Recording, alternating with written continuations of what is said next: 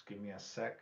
I'm gonna send out my, invitation to people, and we will just be talking about Africa today. You know what I mean? Africa. Talking about Africa. What is so special about Africa? Well, first of all, I come from Africa, and the essence of life started out of Africa. And the fact that the world changed, you know, over thousands of years, things spread apart where, a lot of the people ended up spreading across the world. So we ended up, being able to travel to all kinds of places in the world. But we can't forget, you know, Mother Nature, where the roots of life came from, which is Africa. And Ethiopia is where it started, where life started. You know, that's what research is saying. So, I mean, me being from Africa, knowing how diverse Africa is, how unique Africa is, the many tribes in Africa, right? Not just the tribes, but the different types of languages. Because, I mean, we have almost 2,200 different dialects, which, one of the main dialects that I speak is Tree.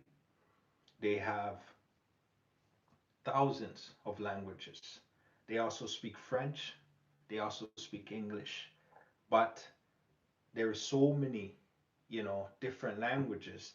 And even though the people in Africa are all similar, they talk different, their types of food, their culture is also different, but they're all diverse. And it varies due to the tribe, due to, the people of of the continent. And so Africa is the second most populated uh, continent in the world after Asia. So obviously Asia is number one, heading over to nearly 4 billion, right? There's about 8 to 9 billion people, and Asia is probably almost, 50% of that, if not 40%. But with Africa, we cover 20% of the land population. And for the entire human race, 16%. So Africans make 16% of the entire race, right? So those are some of the facts about Africa.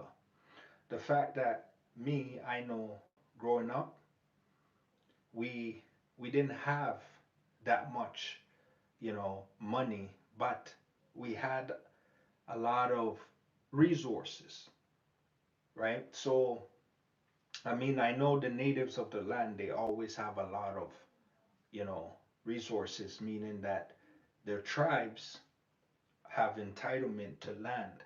And so this land is basically spread amongst the family, and it's passed on from generation to generation.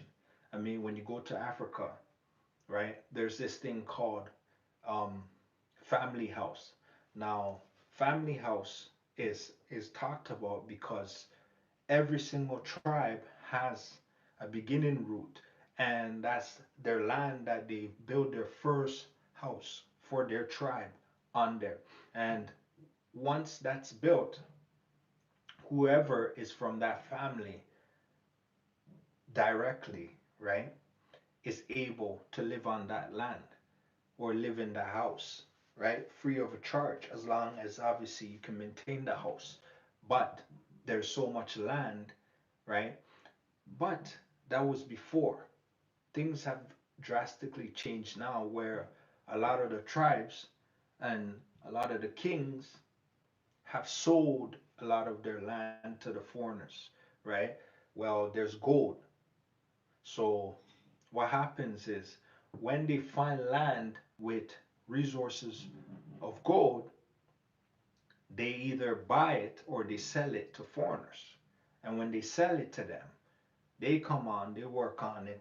When the land is finished, they just let it go, and it's basically causing a lot of problems because people are selling land that they shouldn't, because native land shouldn't be for sale. But the fact that they need money and they're always, in tune to get money, not understanding that resources is why you use the money for, then they're going backwards in many ways. So I encourage you to, you know, look up Africa, because I mean, I remember in school as a young kid, I didn't know much about Africa, even though I came from there, but I came from there at such a young age. And when I got here, the schools didn't teach us that much about Africa. They taught us about Canadian culture,